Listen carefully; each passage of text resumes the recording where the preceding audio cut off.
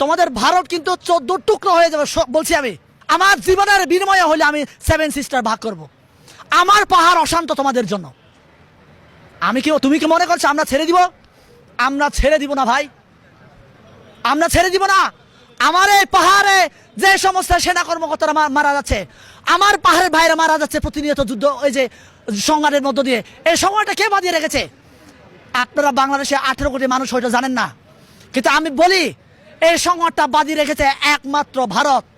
এই জন্য ভারতের বিরুদ্ধে আওয়াজ তুলতে হবে। আমার এই পাহাড়ে কিছু 5-8 দালাল আছে, যে দালালের জন্য আমার এই পাহাড়ে আজও সে রয়ের RSS এর ঘাঁটি রয়েছে। আমি উৎখাত করতে চাই আমার এই পাহাড় থেকে RSS এর দালালদেরকে। আমি উৎখাত করতে চাই রয়ের দালালদেরকে আমার এই পাহাড় থেকে।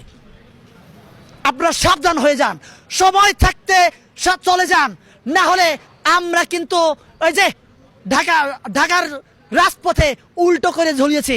আমি কিন্তু আমার পাহাড়ে ঝর্ণাগুলোতে উল্টো করে ঝুলাই রাখবো আপনাদেরকে।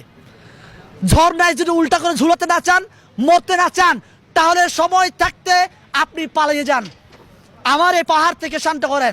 আমার এই পাহাড়ের ভাইদেরকে বলছি, ভাই কে বাঙালি, কে চাকমা, কে মারমা, কে খিয়াং, কে খুবই, এই ভেদাভেদে আপনারা থাকেন না। আর আপনারা এই ভেদাভেদে যতদিন থাকবেন ততদিন আমার এই পাহাড় অশান্ত থাকবে।